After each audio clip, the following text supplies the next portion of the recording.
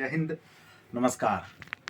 हिंदी साहित्य के बहुत प्रखर विद्वान मुंशी प्रेमचंद ने कहा है कि जब किसान के बच्चे को गाय के गोबर से बदबू आने लगती है ना, तो समझिए कि उस किसान का बेड़ा गर्क है।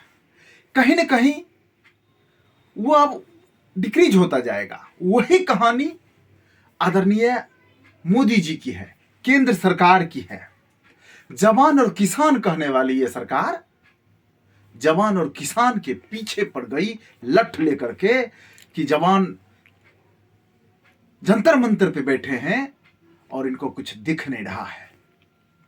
आदरणीय Modi ji, one rank one pension एक इतनी बड़ी बिसात बन चुकी है आपके लिए कि आने वाले दिनों में कहीं ना कहीं इसके परिणाम अच्छे नहीं मिलेंगे आपको। हमने पहले भी कई बार कहा, हमारे जितने भी पूर्व सैनिक आंदोलन पे बैठे हैं, विगत 20 फरवरी से लगातार आंदोलन चला, लगातार अनवरत, चाहे ठंड हो, बरसात हो, भीषण गर्मी हो, हमारे डेलीगेशन जंतर मंतर पे बैठे हैं, लेकिन केंद्र सरकार के कान पे जू नहीं रेंग रही है। हम 36 लाख पूर्व सैनिक परिवार हैं, हमारे पास 5 करोड़ का वोट बैंक है, लेकिन आप जिनके बहकावे में आकर के आदरणीय मोदी जी से करबद्ध प्रार्थना है, और मैं इसलिए करबद्ध अभी कह रहा हूं क्योंकि आप सत्तासीन हैं, आपकी सत्ता है। आप जिस वोट बैंक से, जिस जवान किसान को आगे रख करके आपने वोट बैंक का जो राजनीति किया, आज वही परेशान है, आज वही सड़क पे है, और आपने सड़क पे लाके छोड़ दिया। तो कहीं ना कहीं मैं आपको यह बताना चाह रहा हूं कि हमारे देश के जितने भी पूर्व सैनिक, ये अलग बात है कि वोट कोई बीजेपी को दे, कोई कांग्रेस को दे, कोई सपा को दे, बसपा को दे, शिवसेना को दे, किसी को दे, मतदान एक अलग चीज है, वो अलग प्रक्रिया है।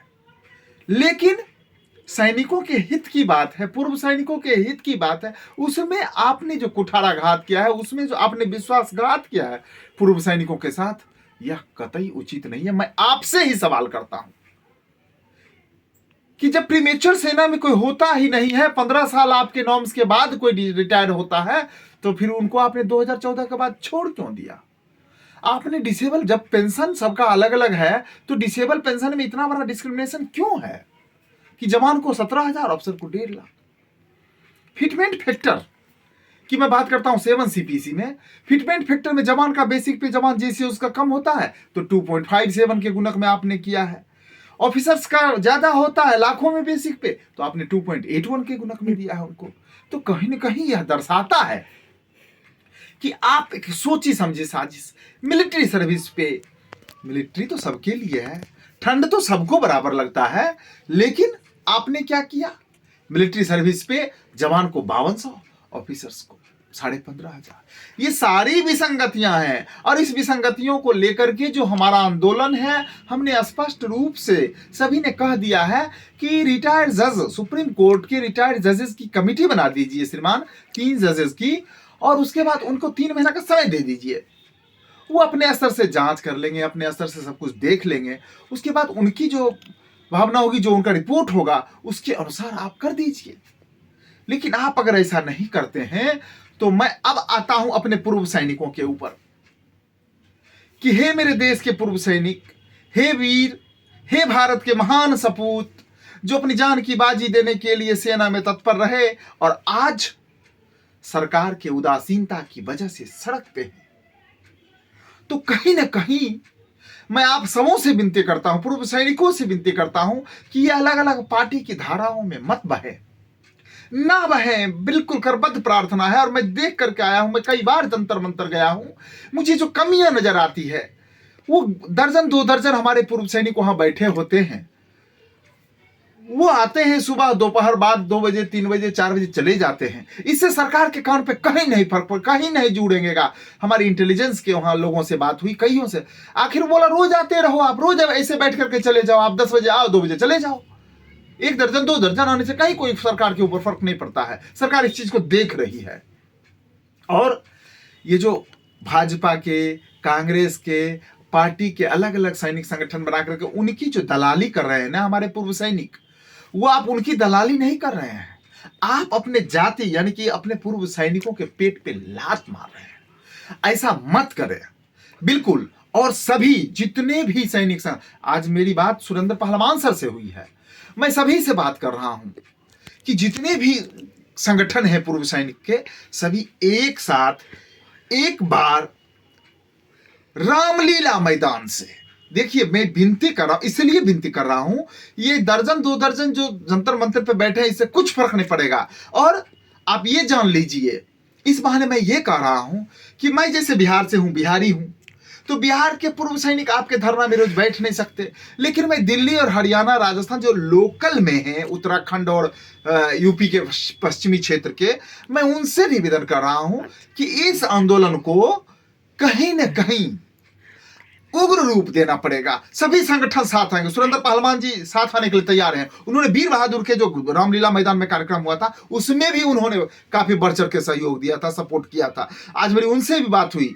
यहां जो ईगो लेकर के चल रहे हैं ना कि मैं तो कपिल फौजी हूं, वो तो, अरे भाई मेरे कपिल फौजी, एसपी घोषाल, चाहे नलिन तलवार हो, चाहे वो हमारे जो FVA के अर्जुन सिंह राठौड़ हैं, अर्जुन सिंह राठौड़, नलिन तलवार वगैरह तो आंदोलन को भ्रष्ट कर दिए। ये तो एजेंट है सरकार के, एकदम तय है। जैसे जनरल सतवीर और जनरल बख्शी वगैरह सरकार के एजेंट बनकर के 2015 में जवान और जैसियों की संख्या बल को दिखा करके जंतर मंतर पे अपना उल्लू सीधा कर लिया।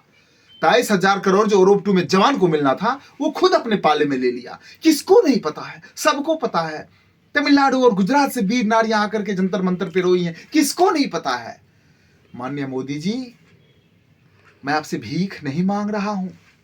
आप जो गला फाड़ फाड़ करके रेवाड़ी और अन्य जगहों पे माइक पकड़ करके बोले थे कि हमने सैनिकों का बहुप्रतीक्षित मांग हमने पूरा किया, जो कांग्रेस ने आज तक नहीं किया, हम आभारी हैं। हम सारे 35 लाख सैनिक परिवार आपके आभारी हैं। लेकिन एक आरजू है, विनती है कि यह जो डिस्क्रिमिनेशन जो है, डिसेबल पेंशन, प्रीमेच्योर रिटायरमेंट को छोड़ देना, फैमिली पेंशन, विधवा पेंशन में, मिलिट्री सर्विस पे में जो आपने जो भेदभाव किया है, इन सारी विसंगतियों को दूर कीजिए और पुनः संशोधित कीजिए। नहीं तो आने वाले दिनों में चाहे जैसे भी हो, हम जनता के बीच यही लेकर के जाएंगे कि ये जवान किसान कहने वाली सरकार, ये रोजगार देने वाली सरकार भावनाओं में हिंदू मुस्लिम करके जनता को ठग रही है। तो प्लीज ऐसा ना करें। और सबसे ज्यादा अंतिम में मैं पुनः देश के तमाम पूर्व सैनिक संगठन से निवेदन करता हूं कि आप अपने दलगत राजनीति को छोड़ दिए। अरे भाई मेरे, जब आप अपने संगठन, अपनी एकता में रहिएगा ना, तभी हम आपके लिए प्रचार में जाएंगे, तभी हम आपके लिए विधानसभा और लोकसभा के चुनाव में 2 शब्द बोलने जाएंगे।